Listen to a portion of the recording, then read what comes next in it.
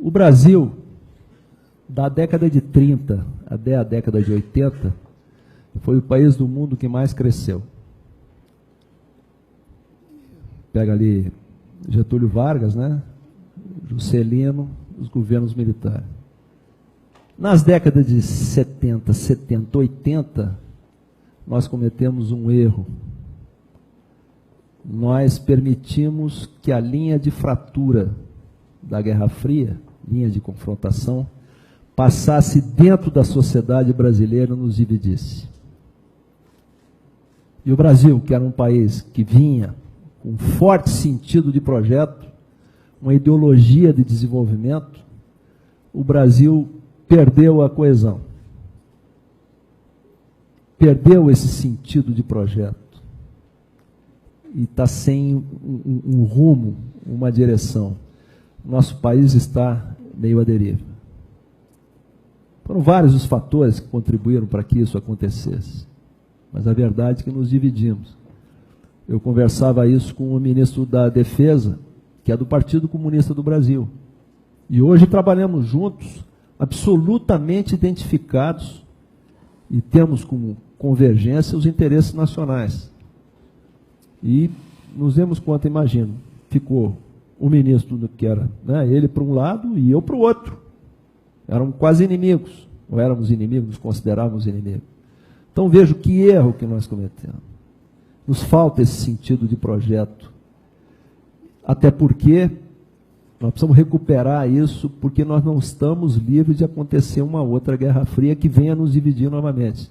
Não nos mesmos parâmetros, não nos mesmos fundamentos ideológicos. Mas, vou citar um exemplo. Quando a Nicarágua anunciou que ia construir um outro canal com apoio da China, houve uma enorme movimentação ambientalista no sentido de que o novo canal ia trazer problemas ambientais. O foco, né, o centro de poder que orienta esse tipo de coisa, vem da onde?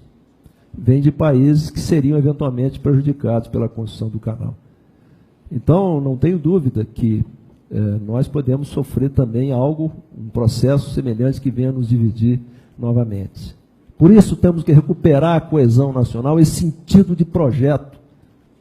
Colocar o interesse do país, da nação, acima de todas essas querelas que dominam o nosso dia a dia hoje.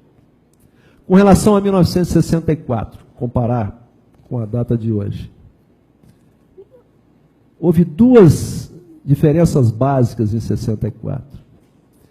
Primeiro, era período de Guerra Fria, posições extremadas ideologizadas. Segundo, que em 1964 o país não contava com instituições amadurecidas, com seus espaços, limites de atuação definidos e cumprindo adequadamente os seus papéis.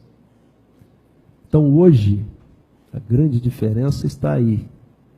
O nosso país, ele tem instituições amadurecidas. O Brasil é um país já sofisticado, com sistemas de pesos e contrapesos, que dispensa a sociedade de ser tutelada. A partir daí, as Forças Armadas entendem dois aspectos fundamentais que orientam a nossa atuação.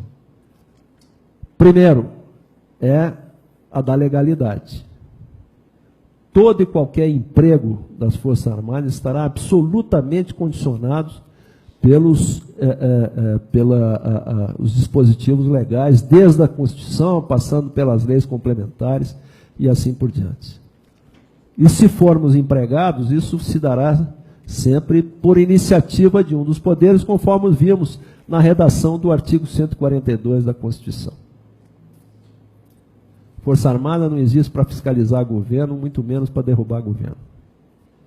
E o segundo fundamento nosso é de que nós temos como obrigação contribuir para a estabilidade, condição extremamente necessária para que as instituições continuem trabalhando em condições ideais e, em nome da sociedade, encontrem os caminhos para superar essa crise toda que estamos vendo. Obrigado.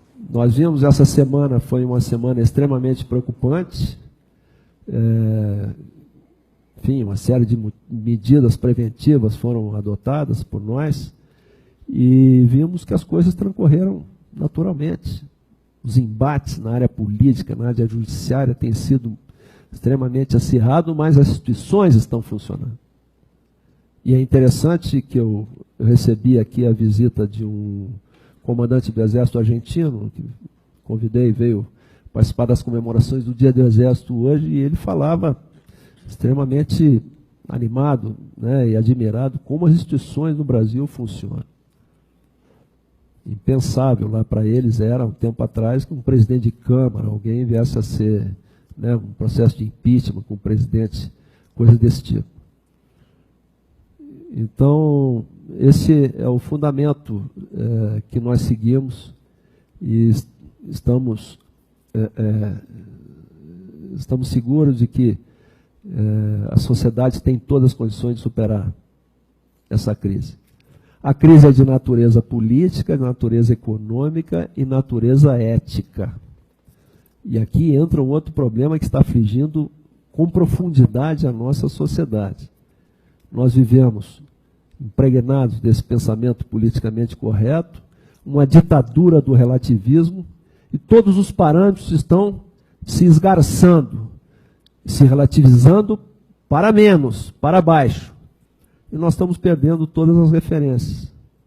Então, nos degradamos nos parâmetros éticos, os parâmetros de eficiência, por exemplo, tudo se aceita, né? Os parâmetros estéticos, nosso país está feio, enfim. E me preocupa é que nas discussões que se vê em busca dos caminhos para superar a crise, eu vejo que essas discussões não têm profundidade. Elas ficam no limite, no nível só da questão econômica. E econômica financeira, né? De política financeira. Se sobe juro, desce juro, taxa de câmbio, enfim, coisas desse tipo. Me preocupa que coisas mais profundas, os alicerces do nosso país, não estão sendo consideradas. Muito obrigado, professor, pela sua...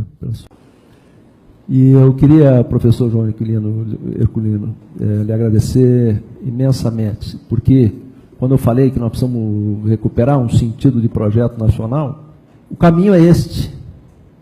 O caminho é esse.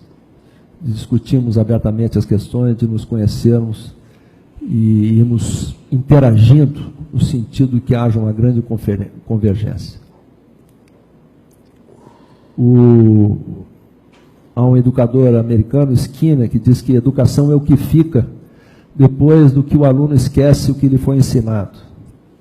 E esse é o papel cumprido pelo educador, vai muito além do conhecimento técnico que ele transmite, mas a essência está nas mensagens que estão contidas, né, nessa interação que ele tem com os seus alunos. Então, parabéns ao corpo docente desta casa, ao senhor. Conheço esta casa pelos olhos de 2 alunos, né, que foram minhas filhas, e sei que aqui se praticam esses valores. E aos alunos, o Orlando Vilas Boas dizia, e ele não é meu parente, ele dizia que numa aldeia indígena, o adulto é o dono da aldeia, o velho, nós da mesa somos, com exceção da doutora. O velho é o dono da história e o jovem é o dono do mundo. Vocês são os donos do mundo, vocês são os donos do Brasil. Façam o país que vocês desejam, vocês idealizam e vocês merecem. Professor, muito obrigado. Uma noite inesquecível para mim. Obrigado.